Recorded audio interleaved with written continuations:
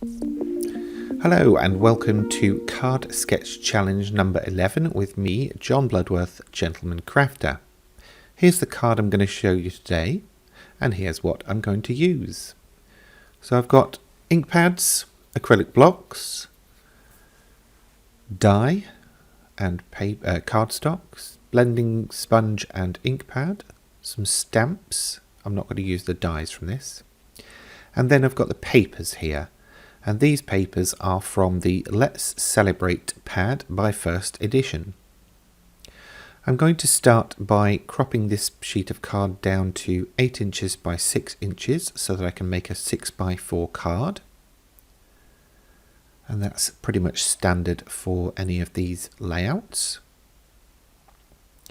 If you would like the layout, a reminder of this card that I made, and all of the dimensions for the layers, please remember to head over to my website, gentlemancrafter.com. I will leave a link below the description, below the video, in the description on YouTube. Why can I never get that the right way around? Yes, and of course, if you're already on the website or blog, then you will likely have already found the download button.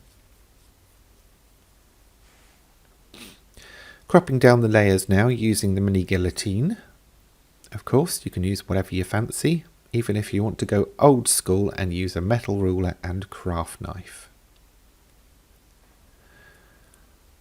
As I've mentioned before, some of the layers aren't listed on the layout if they are the full size of the card. So this 6 by 4 balloons won't be listed on the actual card itself. It's optional. You could just work with the little side strip. It's entirely up to you.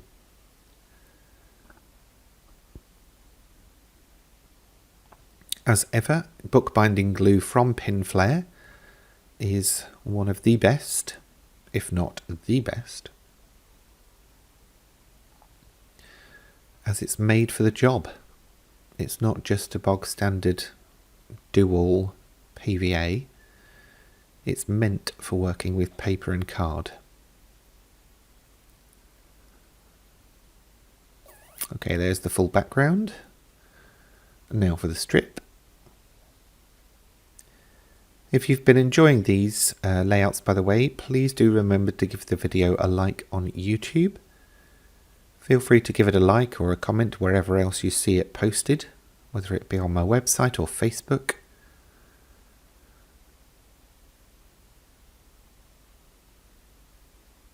All of these free actions help me as a channel to grow and to get seen.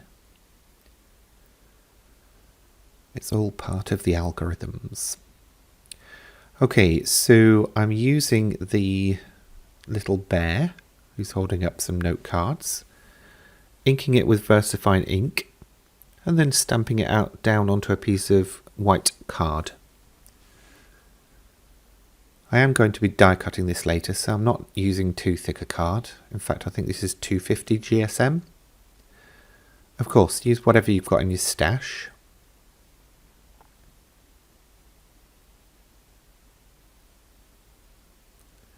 And I'm going to be doing 3 of these. 1 for each circle in the layout. I have given a dimension in the layout for the circle. But if you have a slightly smaller circular die or paper punch, please feel free to use that. Now there are some teeny tiny words in this set which go on the little note cards.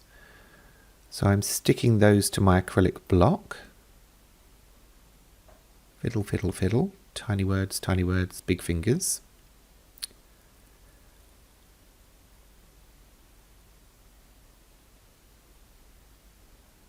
And then I'm going to ink that up.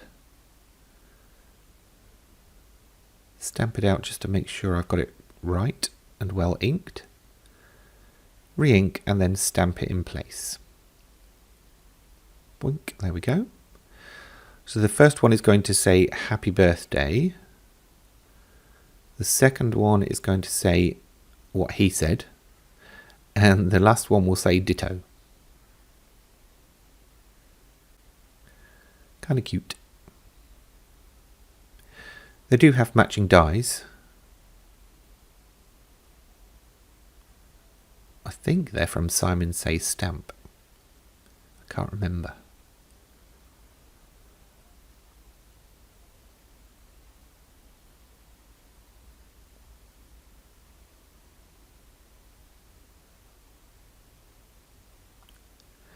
You could actually handwrite something on these, or if you've got other sentiment stamps, or even little alphabet stamps, you could stamp out a phrase.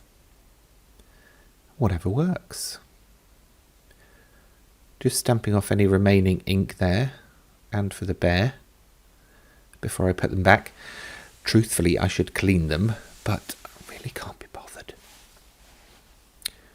So, tip here is, do let those dry, or even blast them with a heat tool before you start die cutting, because I found out while I was doing this that it does transfer some ink. Whoops. Anyway, securing the die down with some washi tape, and I'm using his ears as a bit of a guide for each time that I cut. So hopefully I should end up with very similar amount of bear. And how do you measure an amount of a bear? Anyway, I'm sure there's a joke in that. Yes, so I should end up with the same amount of bear holding up the paper sheets in each circle. So as you can see, when I'm aligning the die this time round, again I'm using those ears. And the cutting edge of the die is not actually on the outer edge of the die, so I will get a little bit of white space beyond the ears, which is perfect.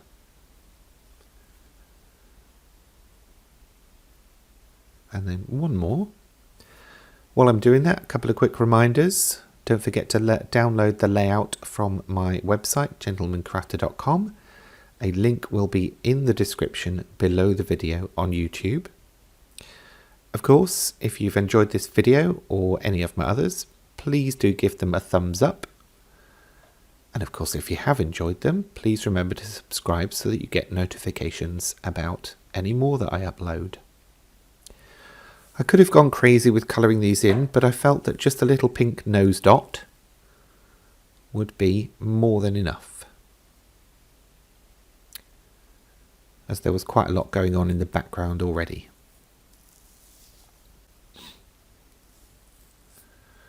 Okay, so I'm sticking down the circle that would be in the middle first, so that I can get that lined up, and then the other two shouldn't really matter. Excuse me. I say shouldn't matter, you know what I mean. There won't be as much pressure. If there is such a thing in card making, pressure.